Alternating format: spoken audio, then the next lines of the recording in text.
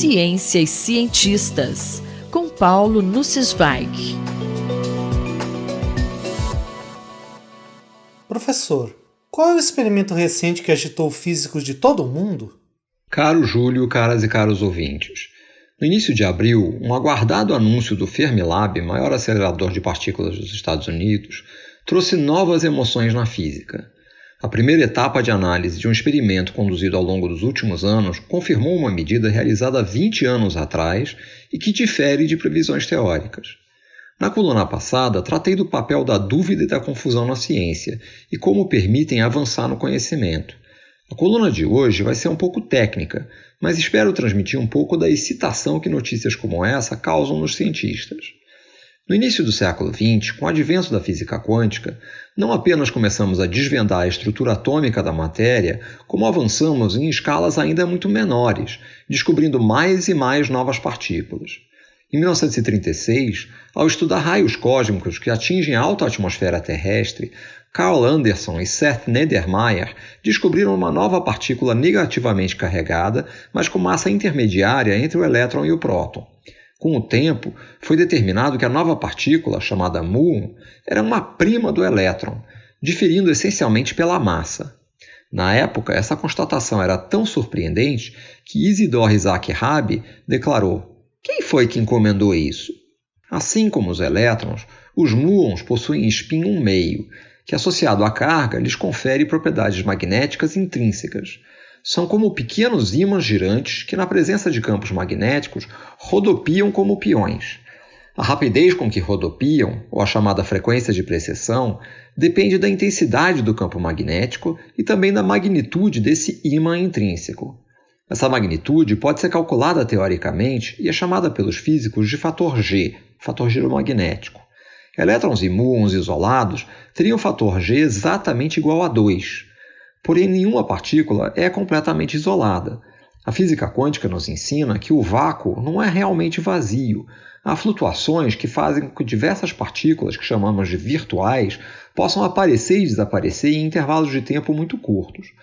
Partículas virtuais que interagem eletromagneticamente afetam o fator G de elétrons e muons igualmente. Mas como os muons têm massa bem maior do que os elétrons, eles são mais sensíveis a outras partículas virtuais, hadrons, que interagem através da chamada interação forte.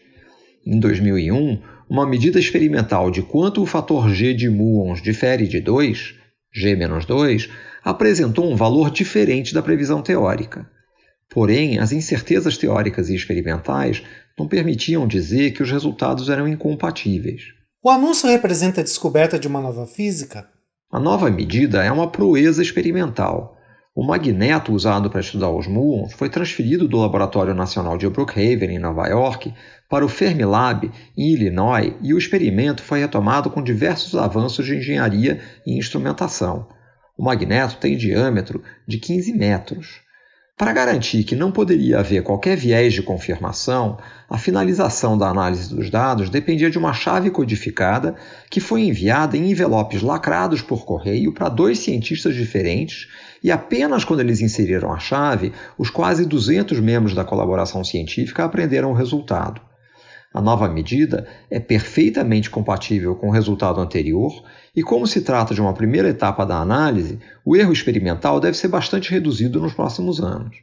Do lado teórico, também houve avanços. Em 2020, foi publicado o resultado de um cálculo extremamente trabalhoso e que utiliza parâmetros experimentais para as contribuições hadrônicas, que difere do valor experimental por 4,2 desvios padrão. Menos do que os 5 desvios padrão exigidos para reconhecer descobertas na física de partículas.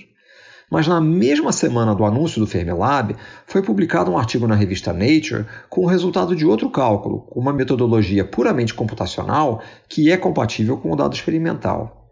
Portanto, os júris científicos ainda vão debater o assunto por alguns anos, mas temos 2 previsões teóricas distintas e um resultado experimental que parece discordar de uma das previsões, o que representaria nova física.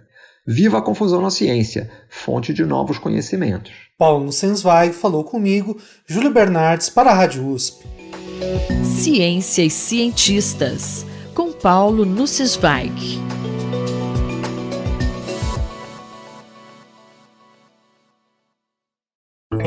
Cidade para Todos, por Raquel Ronick.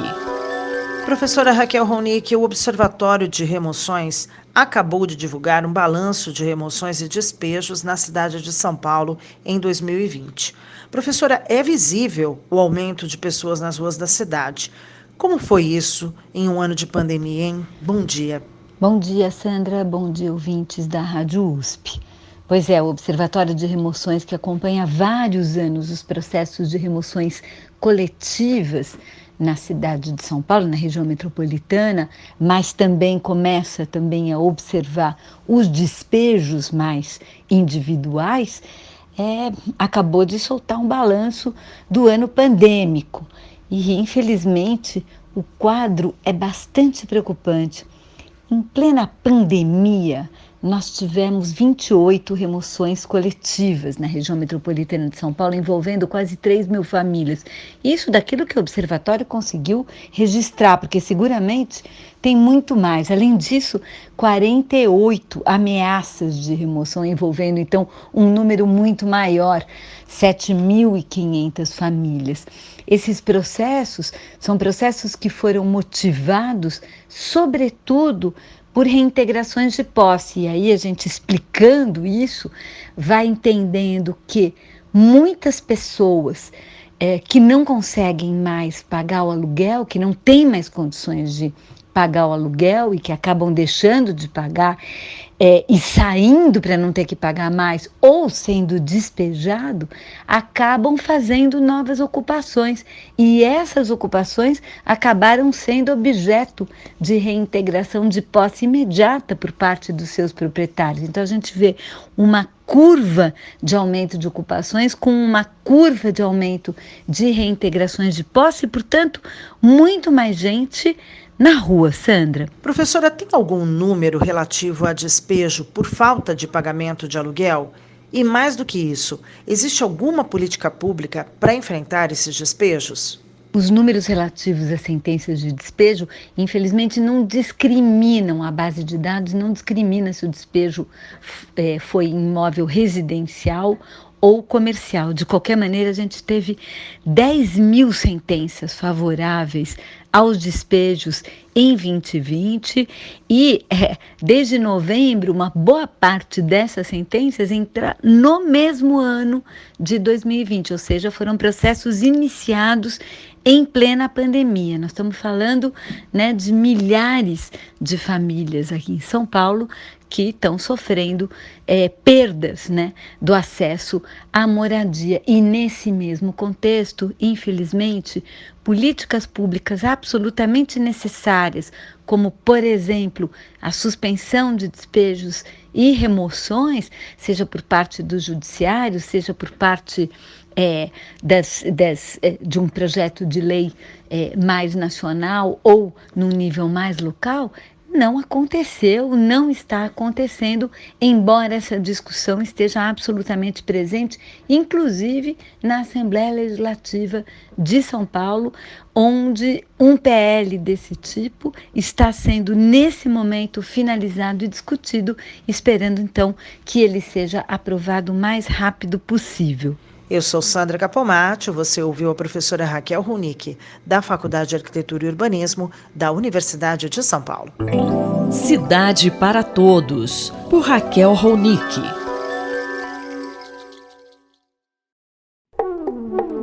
Sustentáculos, por José Eli da Veiga.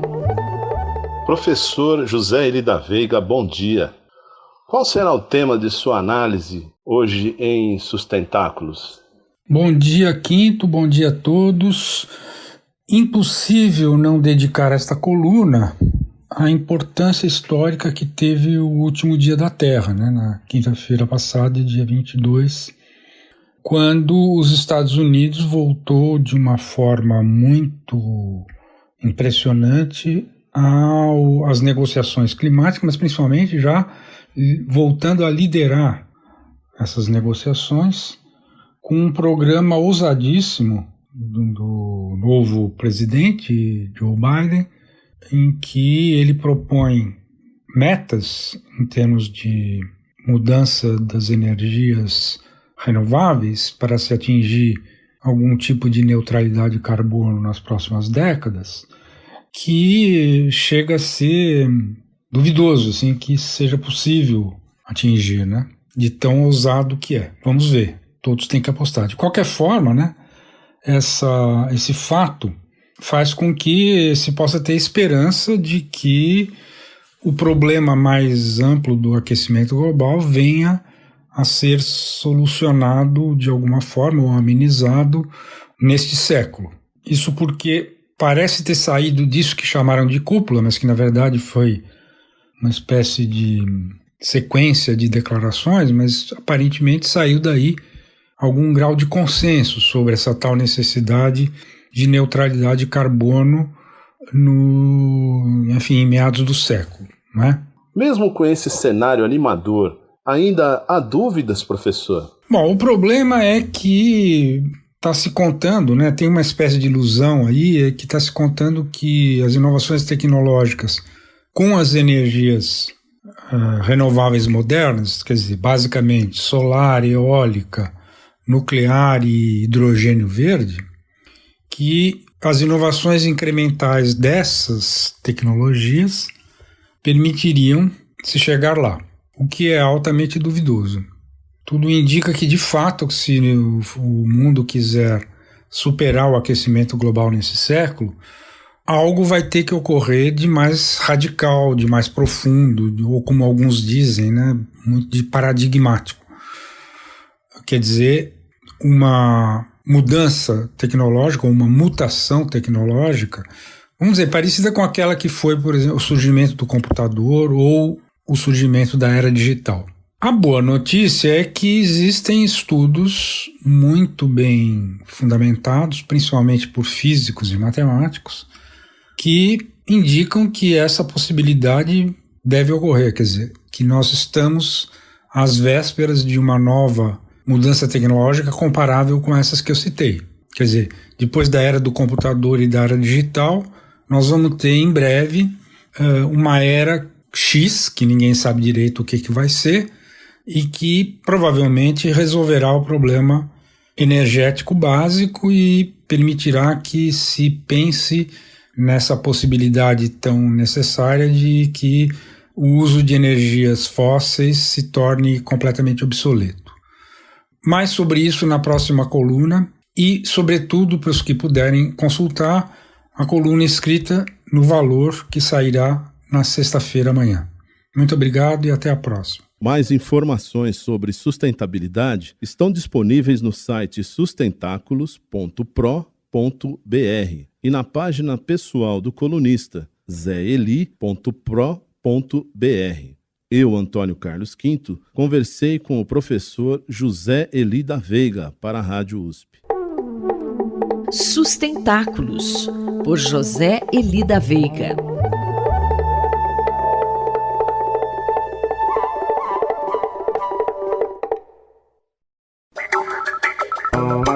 Espaço em Obra, por Guilherme Wisnik. Olá, professor Guilherme Wisnik. Qual vai ser o tema da sua coluna de hoje? Bem, Márcia, comentando alguns dos impactos mais decisivos da pandemia no espaço das cidades, na nossa relação de vida urbana, né? Muito tem sido dito sobre esse assunto, eu queria comentar um pouco. Se dos traços de desigualdade na cidade mais marcantes historicamente, pelo menos desde que se consolidou a cidade moderna, é a distância entre moradia e trabalho, né? As pessoas que são obrigadas a morar muito longe, em áreas periféricas, e que vêm a trabalhar predominantemente em áreas mais centrais e que, portanto, passam o dia tendo que se deslocar nos horários de pico, de manhã e no fim da tarde, indo e voltando do trabalho. Isso constitui um traço de exclusão social muito evidente no espaço da cidade. Hoje, com a pandemia, isso se agrava de duas maneiras, digamos assim, e se reelabora ou se traduz essa situação. Por um lado, em geral, são exatamente essas as pessoas que não podem deixar de trabalhar presencialmente e que, portanto, acabam sendo obrigadas a continuar se deslocando e e além de viver em lugares muitas vezes em condições precárias, com mais pessoas, né, sem poder se proteger, elas têm que continuar enfrentando o transporte público para trabalhar. Então, se protegem menos. Além disso, essa desigualdade estrutural se potencializa hoje em dia na desigualdade do acesso à conexão, que está claro cada vez mais que hoje uma exclusão terrível é quem tem conexão, quem não tem, quem tem boa conexão, né? Portanto, quem pode fazer o home office, quem pode se proteger em casa, porque não precisa sair de casa e porque consegue, através dos meios tecnológicos que tem, fazer a sua interação com o mundo virtual sem maiores dramas, né? Quem não tem boa conexão está e estará cada vez mais alijado desse novo mundo que agora vai se consolidando cada vez mais, né? Então, esse é um dos impactos mais graves, digamos, de uma redobrada exclusão no espaço da cidade, né, que não é exatamente o espaço físico, embora reforce uma exclusão que já existe no espaço físico. E que outras mudanças devem ocorrer, professor Wisnik? Além disso, provavelmente a gente vai assistir ao esvaziamento de muitos dos edifícios de escritórios, como já está acontecendo, né?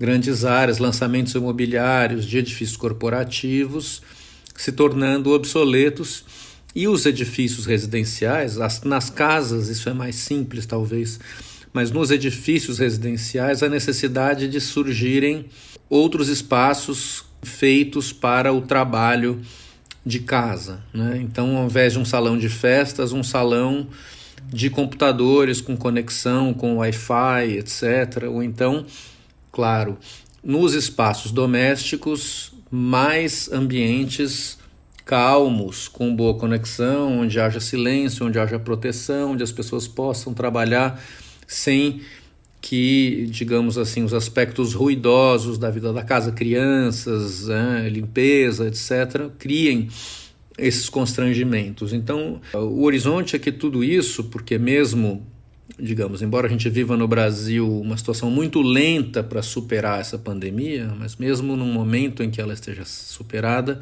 a ameaça de novas pandemias será sempre constante, a memória de todo esse tempo e esse novo modo de se relacionar muito mais precavido, muito mais tateante, vai permanecer, além dos lucros das empresas por manter certa parte do seu trabalho em home office. Então, ao que tudo indica, muitas dessas mudanças vieram para ficar e transformarão os espaços de trabalho, transformarão os bairros de edifícios de escritórios e transformarão as plantas dos apartamentos e das casas. Teremos que estar preparados para essas mudanças emergenciais que estão surgindo e que se consolidarão daqui para frente.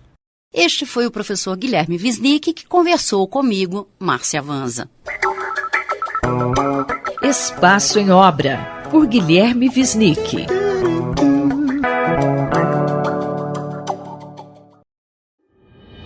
Cotidiano na Metrópole, com o professor Nabil Bonduki. Olá, professor Nabil. Nessa semana, ao sancionar o orçamento da União, o presidente Bolsonaro vetou 73% dos recursos destinados à habitação. O que isso significa para o Brasil? Pois é, Denis. O presidente Bolsonaro vetou 73% do orçamento destinado à habitação social, ou seja, habitação para aquela população que ganha até 2 salários mínimos. Isso é uma verdadeira tragédia para o país nesse momento em que a gente vive.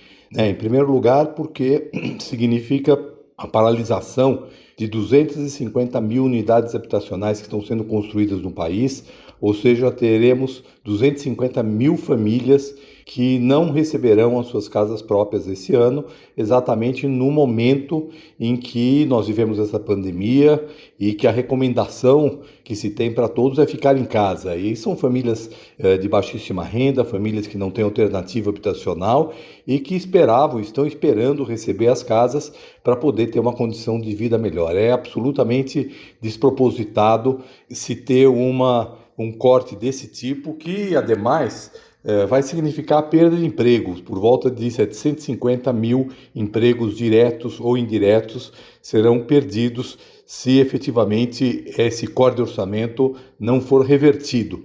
O que é improvável que aconteça, porque ele foi fruto de uma negociação do presidente com o Congresso e depois o corte foi para atender a necessidade do equilíbrio fiscal, que é outra perna que esse governo tenta, de alguma maneira, também responder. Então, nós estamos vivendo uma situação realmente muito ruim na área da habitação.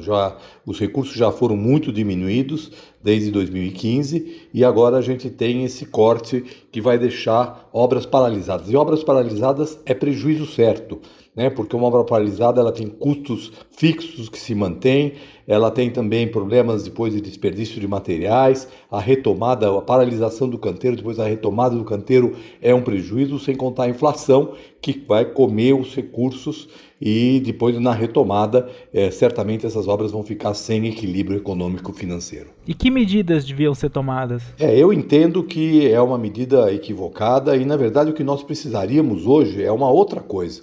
Ao invés de cortar, nós tínhamos que criar um grande programa habitacional, porque a habitação popular, a habitação para a população de baixa renda, ela poderia impactar de 3 maneiras a essa conjuntura de crise tão grave que nós vamos vivendo. Em primeiro lugar, do ponto de vista da economia, ela pode significar a geração de emprego, ela significa o crescimento econômico do país e com todos os aspectos positivos que isso tem, né? Seja na vida das pessoas, seja do ponto de vista da movimentação geral da economia, das empresas, porque claro que um trabalhador empregado, ele também consome, então isso ajuda o comércio, ajuda a indústria, ajuda todos os setores da economia. Em segundo lugar, ele enfrenta uma outra agenda fundamental desse momento, que é o problema sanitário, né? Uma vez que, se nós temos aqui uma recomendação básica para as pessoas ficarem em casa, com a pandemia, a casa virou o centro da vida das pessoas, as pessoas estudam, né? As crianças estão estudando em casa, os adultos estão se divertindo, não sei se a gente pode dizer que há diversão nesse momento, mas é na casa também que tem o entretenimento, o lazer, e para muitas pessoas também a casa virou o local de trabalho, né? No home office, né? E o trabalhador que não pode trabalhar de casa, que não está conectado à internet, que não tem um espaço adequado para trabalhar, ele fica em condições desvantajosas no mercado de trabalho. Então, é absolutamente fundamental a habitação desse segundo ponto de vista. E no terceiro ponto de vista, uma agenda que todo mundo fala, mas ninguém, infelizmente, né, que tem poder nesse país está efetivamente fazendo alguma coisa para enfrentar, é o problema da desigualdade. Garantir uma moradia para cada cidadão brasileiro é um elemento fundamental para combater a desigualdade que se manifesta tão fortemente nas cidades e hoje a gente vê quantas pessoas estão sem casa, muitas perderam as suas casas na pandemia, foram despejadas por falta de pagamento de aluguel, muitas famílias até de classe média perderam suas casas, foram morar com os parentes. Efetivamente nós temos uma situação muito difícil desse ponto de vista e um grande programa habitacional seria fundamental para que a gente pudesse garantir também do ponto de vista da redução da desigualdade uma nova perspectiva para o país. Eu, Denis Pacheco, conversei com o professor Nabil Bonduki para a Rádio USP. Cotidiano na Metrópole, com o professor Nabil Bonduki.